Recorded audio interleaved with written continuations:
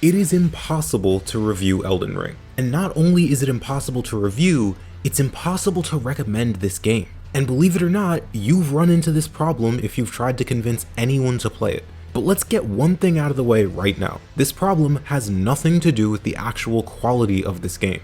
In fact, this is one of the best games I've ever played. The customization and freedom not only in combat but in exploration is a unique combination that I really haven't seen another game execute with such proficiency and skill. And honestly, this is probably the most approachable, beginner-friendly game FromSoft has ever made, mainly due to that freedom that I mentioned earlier. If you're struggling with a boss, you don't have to keep fighting it over and over. You're not stuck there. You can move on and try other things, effectively eliminating the frustration that newcomers may have faced in previous entries. Furthermore, while there's no easy mode, the varied playstyles almost act like an easy mode. You can play Elden Ring in the traditional way with nothing but a single sword and pure skill, or you can summon an entire army of the undead to go at a boss in a totally fair 6v1. So why is it so hard to recommend? There are tons of reviews on this website that talk at length about how great this game is, and while I haven't watched all of them, the ones that I have seen are great, but every single one I've seen is missing something.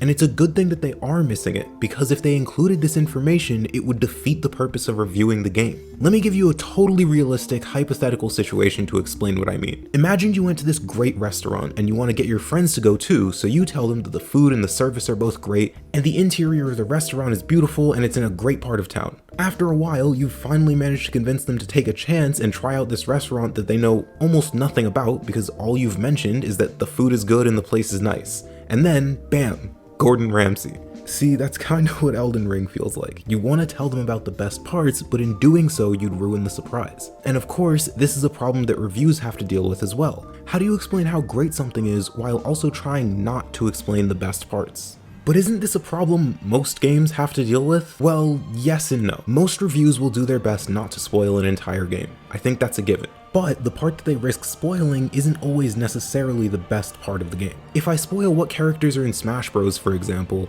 no one's gonna freak out about how they were spoiled since the game isn't about finding new characters, it's about actually playing as them. In Elden Ring, those moments of surprise, those moments when something genuinely unbelievable happens, are some of the most incredible moments in any video game. I mean, there was this one time where I heard a bell in the background, and then I looked to my left and I saw, well, I guess you're just gonna have to play the game to find out. Anyway, here's a video on whether or not games have gotten better or worse throughout the years. Check it out.